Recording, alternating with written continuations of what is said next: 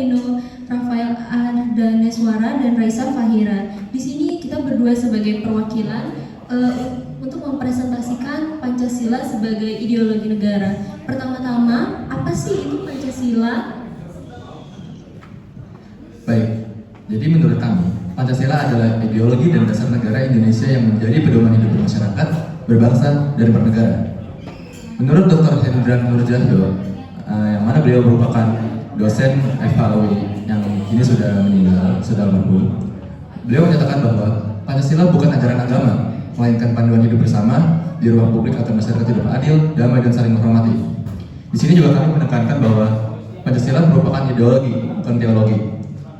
Singkatnya, Pancasila itu terbentuk karena sebuah pemikiran masyarakat yang dimana masyarakat itu ingin menciptakan nilai-nilai dari pemikiran dan kesepakatan para pendiri bangsa, yang mana Pancasila itu terdiri dari nilai-nilai luhur bangsa dengan fokus untuk mengatur kehidupan berbangsa dan bernegara. Sebaliknya, teologi itu merupakan sebuah ilmu atau studi yang tercipta dari kitab suci. Dan juga teologi itu juga berfokus pada sifat Tuhan serta ajaran keselamatan. Poin kuncinya di sini terdapat Pancasila pertama, yaitu ketuhanan yang Maha Esa, yang mana hal tersebut berfungsi sebagai pengakuan filosofis negara atas religiusitas warganya, bukan sebagai doktrin teologis yang mendefinisikan Tuhan atau cara beribadah. Nah, di sini juga kami menyatakan bahwa Pancasila itu tidak bisa dijadikan sebagai teologi.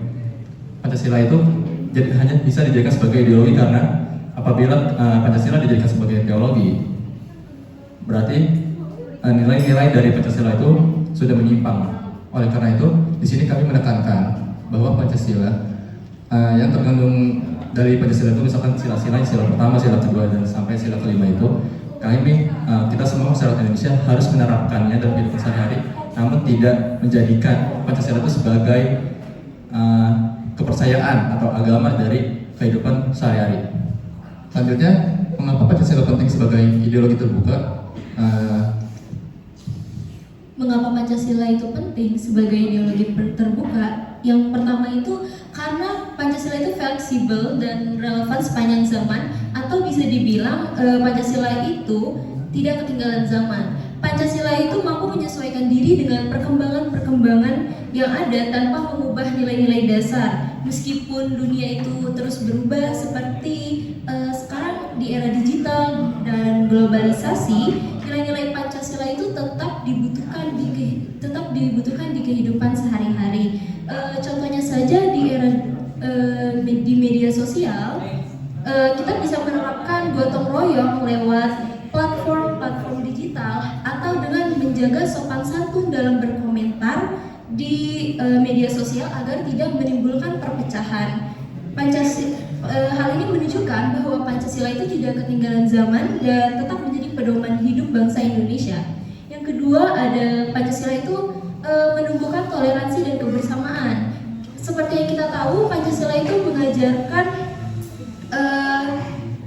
menghargai keberagaman suku, budaya, agama, dan pendapat. Dengan sikap saling menghormati ini, kita bisa meningkatkan persatuan dan mencegah terjadinya perpecahan yang ada di masyarakat. Contohnya saja, ketika kita memiliki perbedaan pendapat, untuk menyelesaikannya dilakukan musyawarah, bukan dengan pertengkaran. Inilah wujud nyata dari Pancasila tersebut.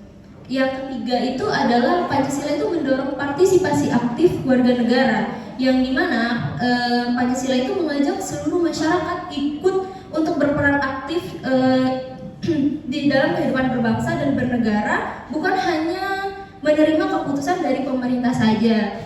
Seperti kita tuh diajak untuk berkontribusi secara demokratis dan membangun bangsa. Contoh dalam kehidupan nyatanya itu bisa seperti ikut serta dalam kegiatan sosial, berpartisipasi dalam pemilihan umum, dan juga bisa memberikan saran dan kritik yang membangun terhadap kebijakan publik. Intinya, Pancasila itu sangat penting sebagai ideologi terbuka karena nilainya tidak lekang oleh waktu, mampu menyatukan keberagaman, dan mendorong partisipasi aktif warga negara.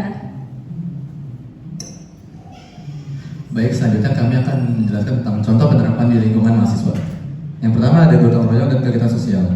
Mahasiswa dari berbagai fakultas bekerja sama membersihkan kampus atau membantu korban bencana, mencerminkan persatuan Indonesia dan kesadaran sosial.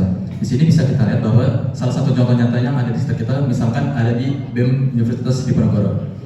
Anggota dari BEM Undip itu sendiri terdiri dari anggota mahasiswa yang terdiri dari berbagai fakultas dan berbagai program studi.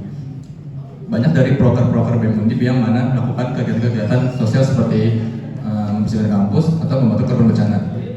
Yang baru saja terjadi, misalkan kemarin sedang terjadi bencana banjir di Semarang. Itu kami dari pihak mahasiswa juga melakukan bantuan berupa bantuan dana maupun bantuan terjun ke lapangan langsung. Selanjutnya ada diskusi terbuka tentang isu nasional. Forum mahasiswa membahas isu seperti korupsi dan lingkungan secara musyawarah, menguatkan kerakyatan yang dipimpin oleh hikmat kebijaksanaan serta sikap toleran dan kritis. Salah satu contoh nyatanya itu adalah pada program kerja Himpunan Mahasiswa Administrasi Bisnis di Divisi Sosial Politik. Pada proker divisi di Sosial Politik itu, mereka menjalankan proker yang bernama Ekopolis. Proker Ekopolis itu, mereka menjelaskan bahwa mengapa ekonomi dan politik itu harus berjalan berbarengan. Dan mereka juga menjelaskan tentang korupsi dan bagaimana keadaan ekonomi Indonesia ini berpengaruh ke politik Indonesia saat ini. Yang terakhir adalah closing statement dari kami. Pancasila tidak mendikte cara menyembah Tuhan, karena itu merupakan adalah ranah teologi, tetapi menyediakan landasan bersama agar semua warga negara dapat menumbuhkan toleransi dan kebersamaan di tengah perbedaan. Seperti yang tertulis di mengapa Pancasila penting sebagai ideologi terbuka. Baik, itu saja presentasi dari kelompok 7. Mohon maaf apabila ada kesalahan kata. Wassalamualaikum warahmatullahi wabarakatuh.